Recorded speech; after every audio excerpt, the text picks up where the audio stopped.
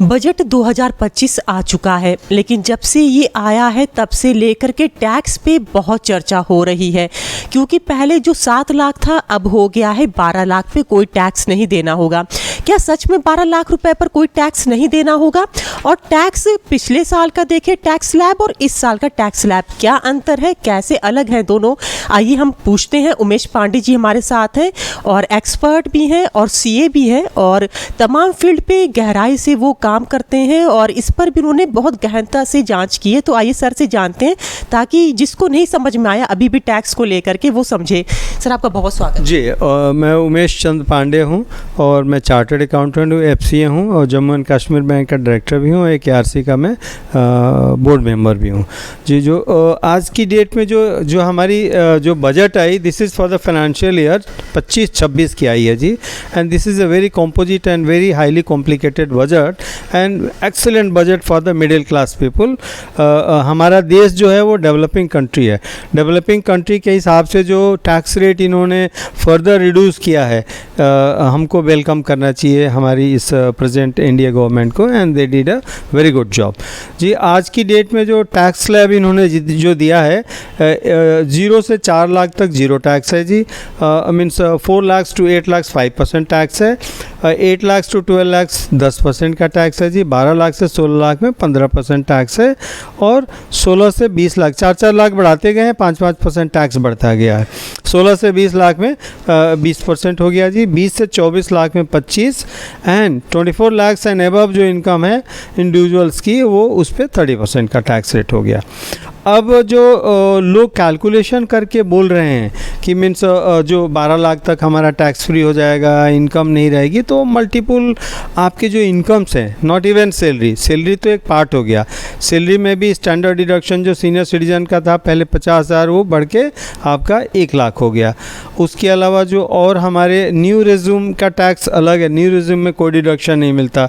Old resume में जो हमारा 1.5 लाख डिडक्शन था वो कंटिन्यू रहेगा। तो मल्टीपल जो डिडक्शंस हैं, मेडिकल के हो गए, सेक्शन 80C के हो गए, फिर आपका जो हाउस रेंट के हो गए, और फिर फर्दर जो आपके मीन्स जो इन्वेस्टमेंट्स के ऊपर या होम लोन लिए हैं तो उसके ऊपर जो आपका डिडक्शन इंटरेस्ट का है या होम लोन के इंस्टॉलमेंट्स का है, वो मिला के अगर देखेंगे तो अप टू 12 लाख अगर इनकम होती है, सारे डिडक्शंस को आप माइनस करेंगे तो इफेक्टिव 0 टैक्स रेट आएगा। बट अगर किसी का इन्वेस्टमेंट कहीं नहीं है, ना ही कहीं मीन्स उसका होम लोन है, ना ही कोई और इफेक्टिव चीज़ें हैं, तो टैक्स का तो मीटर चालू हो जाएगा। मीन्स 4 लाख to 8 लाख के रेंज में आते ही 5% का टैक्स रिज्यूम चालू हो जाएगा। बट सर अगर आपके अकाउंट पे कोई इन्वेस्टमेंट है, कोई लोन है, तो आपका ये पूरा 12 लाख पे टैक्स माफ़ हो जाएगा, लेकिन अगर नहीं है तो नहीं माफ़ होगा। अगर नहीं है तो फिर जितना होगा उतना सब्सटेंशियली माफ़ होगा जी, पूरा नहीं माफ़ होगा, क्योंकि टैक्स स्लैब तो आ गया। टैक्स स्लैब तो आ गया कि 4 लाख से 8 लाख के बीच में 5% टैक्स लगना है। अगर कोई मान लीजिए कोई भी यंगस्टर हैं या बिल्कुल जिनका कोई इन्वेस्टमेंट नहीं है और वो उनकी अर्निंग 8 लाख है, तो उनको एक नॉमिनल टैक्स उस पर जाएगा जी। लगभग कितना जाएगा, लगभग परसेंटेज में अगर देखें? परसेंटेज में देंगे तो अगर 4% पे 5 लाख हो गया, 15-20 हज़ार के करीब जाएगा जी। Very nominal. तो tax rate has substantially reduce by the government. और इस टैक्स अभी क्या है कि हमारी जो आज की डेट में बहुत फास्ट लाइफ हो गई है, तो फास्ट लाइफ के कारण जो हमारे यंगस्टर हैं, कोई मार्केट जाके नेगोशिएशन नहीं कर रहे हैं, वो ऑनलाइन परचेजिंग चालू कर लिए हैं और उनको क्रेडिट कार्ड फैसिलिटियों से लोन, डिफरेंट टाइप के लोन मिलने लगे हैं, तो उनकी बाइंग कैपेसिटी बढ़ गई है। तो बाइंग कैपेसिटी जब बढ़ गई, अगर उनकी इनकम नहीं बढ़ेगी, और उसको सारे को देखते हुए गवर्नमेंट ने स्लैब रेट को स्लैश किया है। स्लैश करने के बाद जो हमारा इफेक्टिव जो पहले से और अब में कोई बहुत ज़्यादा डिफरेंस नहीं है, but yes up to 12 lakh अगर सारे इन्वेस्टमेंट हम करते जा रहे हैं, जैसे लाइक होम लोन में कर रहे हैं, या हम कोई आपका एजुकेशन लोन में चिल्ड्रंस का कर रहे हैं, या कोई मेडिकल फैसिलिटी में कर रहे हैं, या पीपीएफ में कर रहे हैं, या पीएफ में कर रहे हैं, तो अप टू 12 लाख हमको एक सब्सटेंशियल जितनी लिमिट है गवर्नमेंट ऑफ इंडिया की, अगर उस लिमिट तक हम एक्सीड कर गए तो हमको 12 लाख तक जीरो टैक्स है जी। बट अगर कोई इन्वेस्टमेंट नहीं कर रहे हैं तो 4 से 8 लाख होते ही हमारा नॉमिनल टैक्स का मीटर चालू हो जाएगा। टर्म्स एंड कंडीशन है जो कैसे लोग खुशी मना रहे हैं कि 12 लाख पे अब तो कुछ नहीं देना पड़ेगा, नहीं टर्म्स एंड कंडीशन है। Terms and conditions are there जी, absolutely there, subject to the investment in जो डिडक्शंस पोर्टफोलियो है उनमें इन्वेस्टमेंट इज मैंडेटरी जी। सर पिछले साल के टैक्स स्लैब में इस साल के टैक्स स्लैब में क्या अंतर आप बड़ा मेजर देख रहे हैं, बस एक ही बता दें। Okay, just a minute.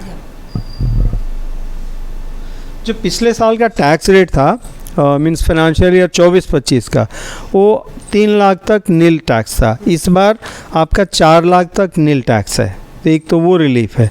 3 lakh से 5 लाख तक 5% था, इस बार 4 लाख से 8% पे 8 लाख तक पे 5% है, तो वहाँ भी टैक्स रिलीफ हो गई। 8 लाख तक की भी इनकम होगी तो आपको 5% ही जाता था, अब पहले 5 लाख तक 5% जाता था, तो इंडिविजुअल्स को काफ़ी रिलीफ दिया इस गवर्नमेंट ने।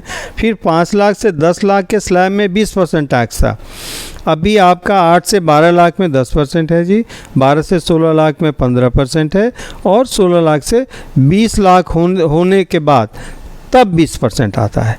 अब पहले यही स्लैब जो था वो 5 से 10 ही में आ जाता था, तो इंडिविजुअल्स को सब्सटेंशियली रिलीफ दिया है हमारे फाइनेंस मिनिस्टर ने इस बार बजट में। तो कुल मिलाकर देखें टैक्स के हिसाब से राहत है या नहीं राहत है, पहले जैसा है? बहुत राहत है जी, पहले से compare to the last year budget काफ़ी राहत है इसमें। कम से कम कुछ नहीं तो जो लोग 15 लाख 20 लाख इनकम कमाएंगे उनको 30 से 40 हज़ार रुपये 50 हज़ार रुपये तक का टैक्स बेनिफिट है जी।